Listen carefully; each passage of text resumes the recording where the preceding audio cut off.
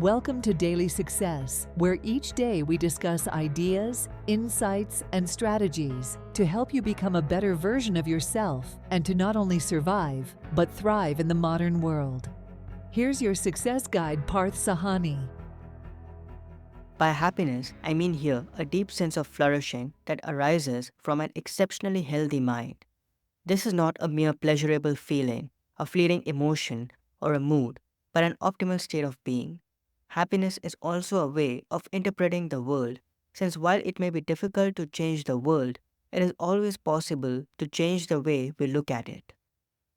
The search for happiness is not about looking at life through rose colored glasses or blinding oneself to the pain and imperfections of the world.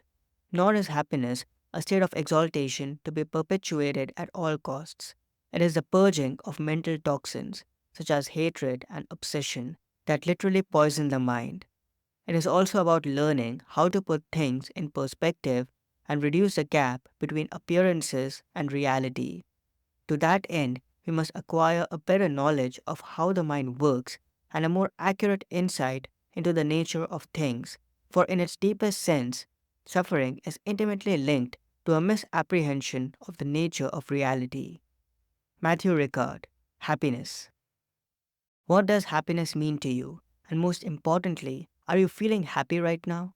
The fascinating thing is that your answer to this question might easily reveal what country or region of the world you are from.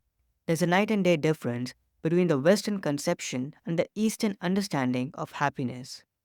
While Buddhism and Hinduism promote the idea of true long-lasting happiness, many Westerners perceive happiness as a momentary, transient feeling. They think that the intensity and duration of their happiness are dictated by circumstances outside their control. For instance, a typical Westerner might experience happiness when they win a lottery, graduate from university, or meet their childhood idol. But happiness is much bigger and can't be confined to such fleeting occurrences. True happiness is deep and profound and involves cultivating a healthy state of mind, unhinged from past memories and future concerns.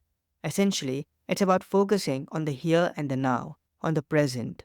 That's why the key to living a happy and fulfilling life is letting go of all the mental baggage and being at peace with the present. The Buddha's thought resonates with this perception of happiness and advocates the idea that an individual can attain a state of continual, deep, and holistic well-being, denoted by the Sanskrit word sukh, when they are freed of all negative emotions.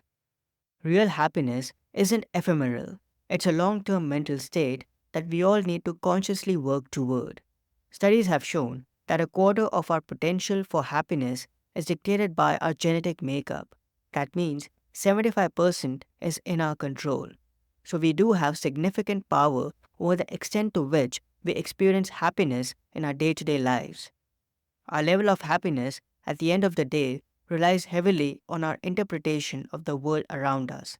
We can't change people, things, and events, but we can change how we interpret them to live a more peaceful and joyous life. In other words, the way we think, act, and perceive the world has a big influence on our mental and emotional well-being. We hope today's episode added incredible value to you.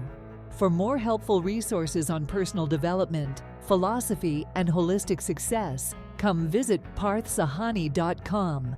Have an amazing day.